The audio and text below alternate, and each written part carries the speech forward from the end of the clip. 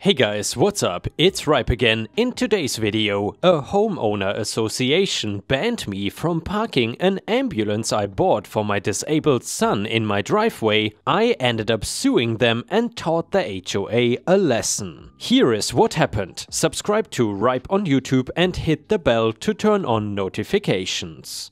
As the mother of a disabled son, sometimes you just have to deal with the way that people stare or treat you when you're out living your life. But when it came to my HOA banning the vehicle I needed to transport Elliot, my son, in, I brought down the frickin' hammer on them. My husband, son and I had lived in our home for about 3 years. It's in a pretty nice neighborhood, even though it's probably a little too nice for us.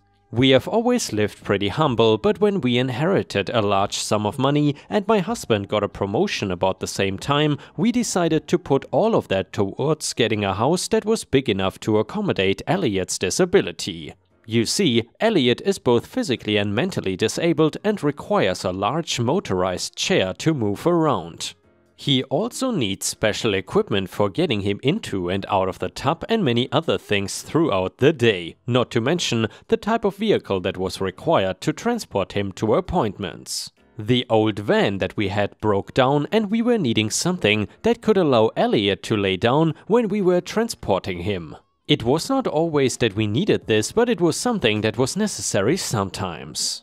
Anyways, trying to find something like this grew increasingly more difficult. We searched for months, and when finally my brother found something that was maybe a little unorthodox, but it worked.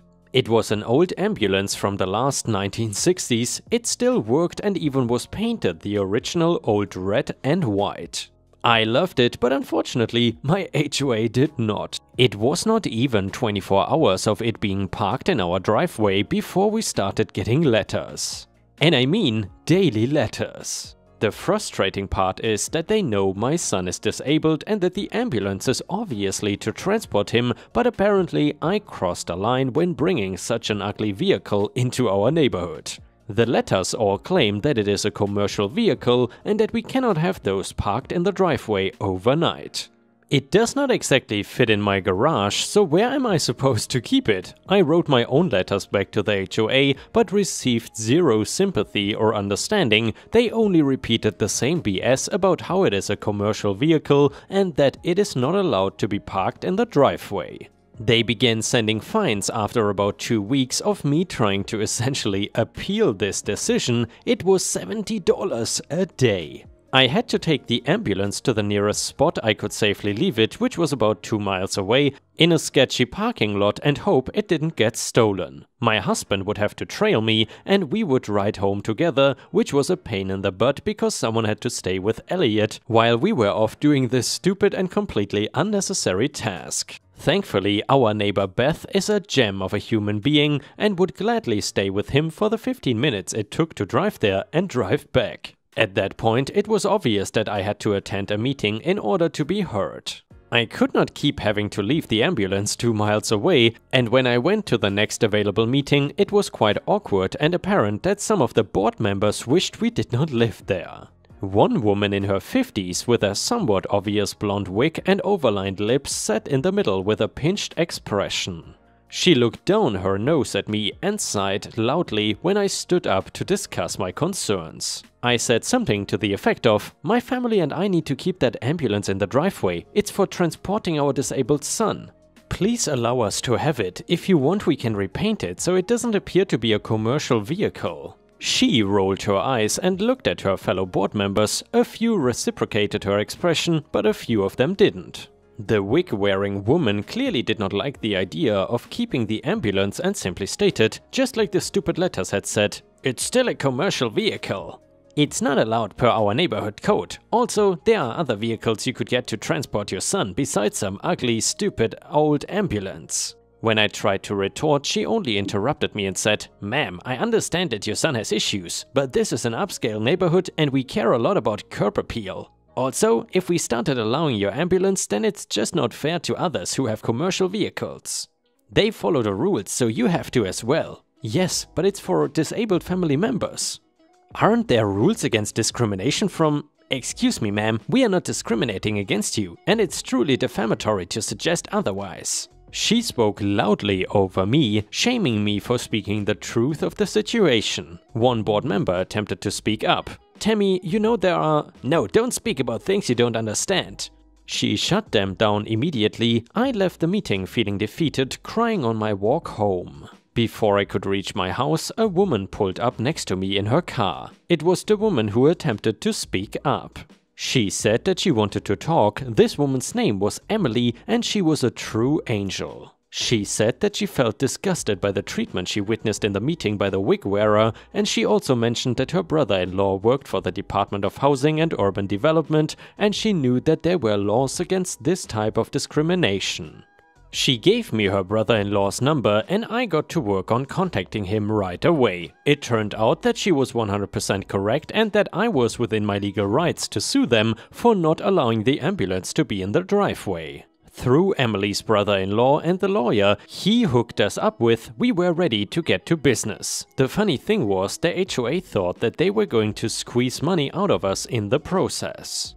Per our lawyer, he said to keep it in the driveway, so we started receiving daily fines of $70. We were working on gathering info for the case, so we knew it would be a few weeks still. Those fines added up quickly, and after about 2 weeks of ignoring them, they finally sent a letter stating they were going to tow the vehicle or put a lien on the house for the unpaid fines.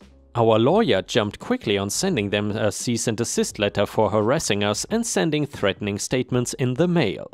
That is when we also hit them with the "we are suing your ass" documents as well. Court takes forever where we live, but we managed to finally see our day of justice. HUD and the lawyers were quick to shame the HOA board, specifically the wig wearer, as she complained that the vehicle was ugly and unsightly for the neighborhood's curb appeal and some other nonsense about how it was unfair to other residents with commercial vehicles. When the judge looked over everything and heard about Elliot and his condition, he was not shy about glaring and telling the woman that she should be disappointed in her treatment towards a family trying to care for their disabled son. He said that she had caused us emotional distress by requiring us to take the vehicle somewhere else in order to avoid her harassment. Needless to say, the wig-wearing witch left that courtroom with her head hanging low. Who is looking down their nose at people now? The judge awarded us a compensation of $65,000 for their discrimination against my family and our situation. It felt amazing and like we finally had justice for Elliot. The board leader actually resigned after that and just kept to herself.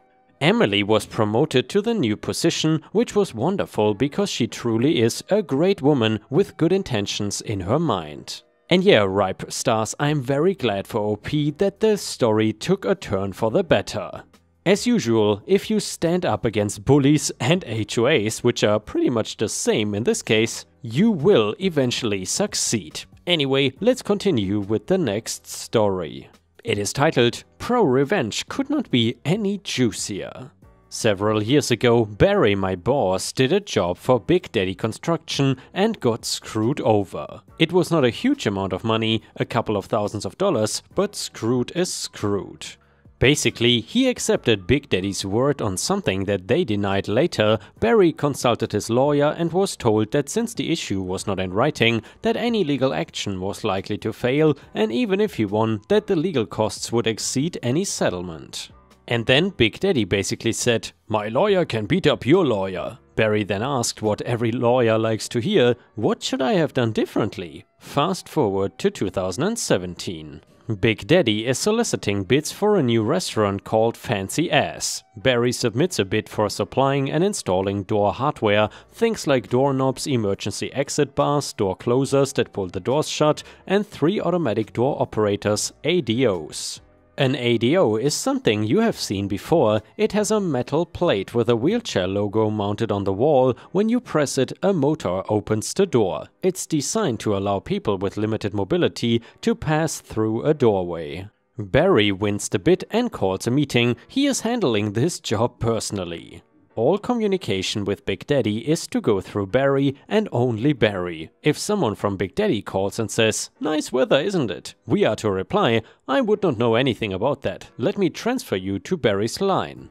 Under no circumstances is anyone from Big Daddy to be given Barry's cell number, and the after hours on call tags are only to return the call and say that Barry will be in touch in the morning. Violation of any of this will be grounds for immediate dismissal for cause. Is this perfectly clear? A few weeks go by and we get a call from GC, who not only is running the job for Big Daddy, but is Big Daddy's son.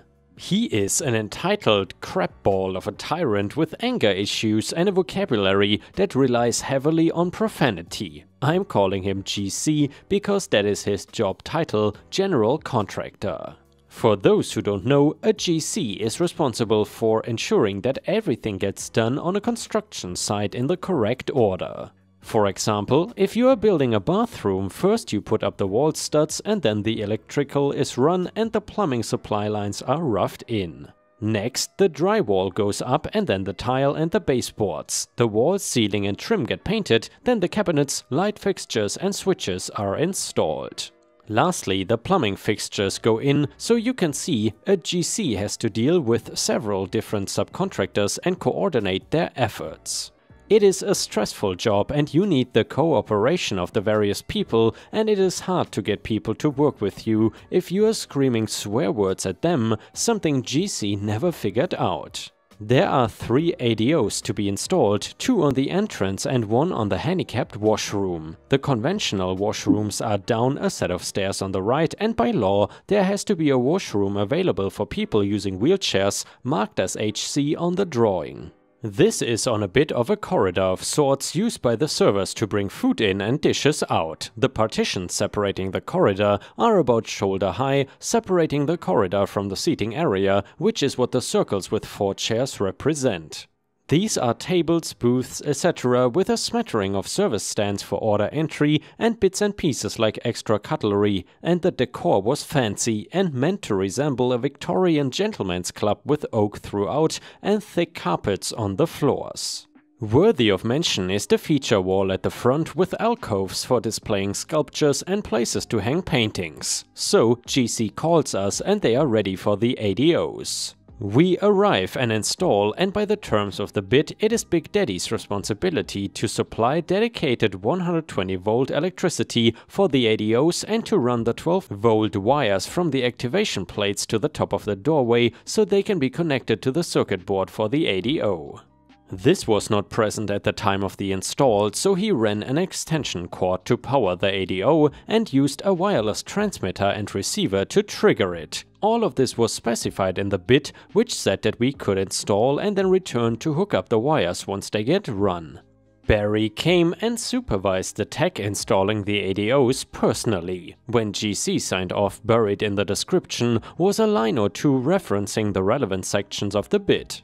When GC signed off on the handicap washroom install, there was a line noting that Big Daddy assumes all responsibility for compliance with the relevant building code section. GC did not bother to read what he was signing, just scribbled a signature and took his copy. Barry made certain the tech was right beside him when GC signed off. Malicious compliance number 1, it's about 2 weeks before opening and they are in the finishing stages. Barry gets a frantic call from GC that none of the ADOs are working and they need these to be functional or they won't get their occupancy permit. Barry heads down the next day with the tech. Barry, well, I found the problem. GC, so fix the damn problem. Barry, there is no 120 volts run to the door and there's no 12 volt wires to hook up the buttons. GC, you didn't run the power? Why didn't you run the power? Barry, it's not in the scope of work in the bid.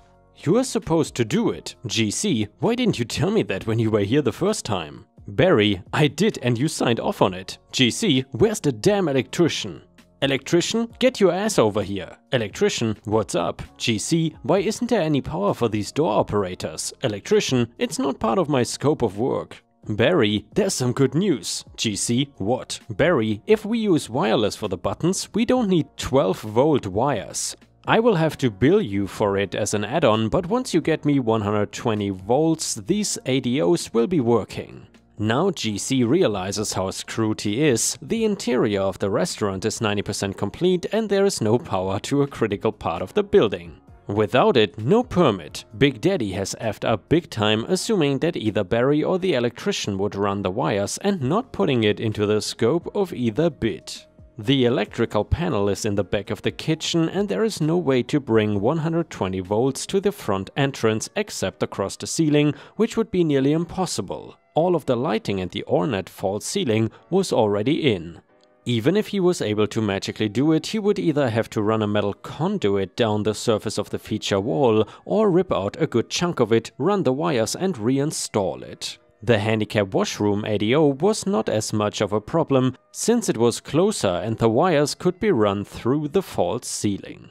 The section that contained the handicap washroom also had offices and storage with a T-bar ceiling, unlike the main room that had 20-foot ceilings. The electrician charged GC big dollars for the extra work. Malicious compliance number 2. Remember the handicap washroom? When the building inspector came to do a pre-check, they discovered that the square footage of the washroom, minus the area taken up by the in-swinging door, was less than the required minimum.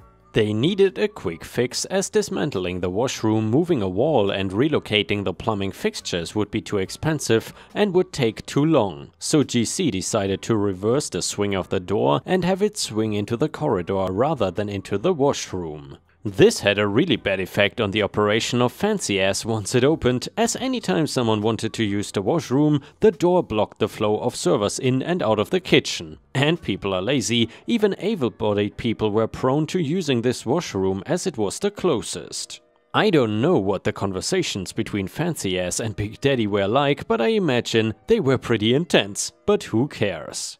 GC signed off on that too, and Barry got to invoice for a whole new ADO, as the original was a pull style and reversing the swing meant that a push style was required. Pro-revenge, GC called a few days after discovering that the entrance doors needed 120 volts to tell Barry that the 120 volts was available. Barry heads down with the tech to check it out.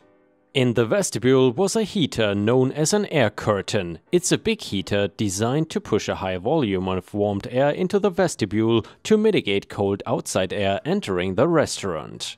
It pulls a significant amount of electricity every time it kicks on, and GC had tied the 120 volts for the entrance door ADOs into the same circuit. Barry explains that the bit specified that the ADOs require their own dedicated circuits, one for each. GC responds that he doesn't care, hook the damn things up. So Barry does and has GC sign off again, only this time buried in the sign-off sheet is an acknowledgement that by not providing dedicated circuits, all warranties are void and subsequent service would be billable. Just like usual, GC scribbles his signature and takes his copy without reading it. These ADOs are finicky about power. There is a motor, obviously controlled by a circuit board, that determines how fast the door opens, how long it stays open, how fast it closes, how much force is used, that sort of thing. If it takes a spike in power, it fails and the ADO no longer functions. A power spike blows a fuse and damages one of the components of the control board. This is replaceable and the part is worth about $30. The control board can be fixed in about half an hour with another half hour on a scope to make certain everything is good. Barry had sent one of the techs to the manufacturer to be certified in rebuilding the board, even though our standard was to just ship them back to the manufacturer and get a replacement. Sure enough, a couple of days later, GC calls in a panic. They have the final occupancy inspection scheduled for the next day and one of the ADOs at the entrance is down. GC, your damn ADO is not working, get down here and fix it. Barry, okay, but this is not covered under warranty, it's billable. GC, what the F are you talking about? It's not even been a week and it's broken. It's warranty. Barry, no, warranties were all voided when you didn't provide clean power. GC, F that, get down here and put in a new ADO. Barry, it does not need an ADO, it needs a new control board.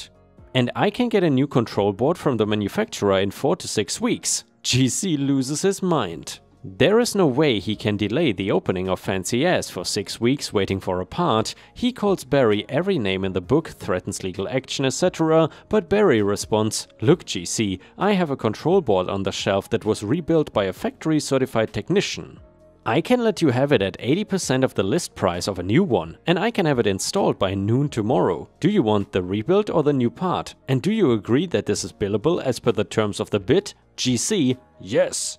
Just get the damn thing fixed by tomorrow." Now Barry knows that GC and Big Daddy were going to F him just like they did years ago. That ended up being a "I never said that" dispute. What GC did not know was every time he called Barry, the call was recorded. You know "this call may be recorded for quality assurance purposes" that you get when you dial in? Well, Barry never used his cell phone, never initiated a call. And every time GC called in, it was recorded and archived. Every single time. Sure enough, another couple of days go by and an ADO goes down again. Barry asks if GC is good with the rebuild, gets confirmation, removes the blown part, installs the rebuild, and then takes the blown control board back to the shop and rebuilds it. A new control board is $750, the rebuild he is charging $600 for a part that maybe cost $75 to get back into shape. The bid specified that non-warranty service was $125 per hour, minimum 4 hours, so tack on another $500 for labor, and it takes maybe 45 minutes to install a new control board and dial it in. So every control board replacement was generating $1,100. There were 27 blown control board swaps in the first 2 months. GC called in every one of them and Barry got his verbal approval. If someone from Fancy Ass called in, we gave them GC's number and said that we could only come and fix it if GC was the one to call it in. Then Barry gets a call from Daddy of Big Daddy wanting to know what his invoice for almost 30 grand is for. Barry explains and a meeting is called. Barry brings his lawyer and all copies of the sign-off sheets as well as transcripts of every conversation he had with GC. It becomes very apparent that GC effed up large and that Barry had every I dotted and every T crossed. Big Daddy is glaring daggers at GC and basically tells Barry that if he wants to get paid, he's going to have to sue for the money. Barry smiles and slides his ace across the table. It is a contractor's lien against Big Daddy, Fancy Ass Restaurant and massive realty company, the owners of the building. Here is the thing. Fancy Ass was owned by internationally famous chef IFC, who makes his living getting very important people to invest in opening a new restaurant. This is a place where they go to be very important and bring their business contacts with them. After a short time, when the restaurant is the happening place in town, the investors sell the place and cash out large. IFC sticks around, helps with the transition and makes a percentage of the restaurant's profits for the use of his name. He has built an income stream with the investors' money and the investors make a nice return. Only now they cannot sell with a lien on the place. And these investors have rabid effing pit bulls as lawyers. Hell, some of them are lawyers. See you in court, Big Daddy. Only you're not facing Barry's lawyer, you're facing a whole new level of legal expertise. Have fun with that. Barry got his revenge and then withdrew service based on the disputed invoice. He is the only company allowed to service and install this brand of ADO as he has a protected territory from the manufacturer and does 7 figures worth of business with them a year. The only other companies anywhere nearby that were warned off by the manufacturer, who even relayed the fact that Big Daddy had called them directly looking for service, and they referred Big Daddy to Barry. Barry will definitely get paid, as it is a standard to hold back 10% of the payment to a construction company for a year, and the holdback will definitely cover the invoice. So Fancy Ass will pay Barry and then take it out of Big Daddy's holdback. Either that or they will sue Big Daddy into dust and force Big Daddy to cough up and settle the lien. Who knows what company Big Daddy picked up to cover the ADOs. Barry has friends in the industry and warned them all off, but they are a-hole competitors and Barry didn't say a thing to them. Maybe Big Daddy is screwing over one of the competition and what hurts his competition helps Barry.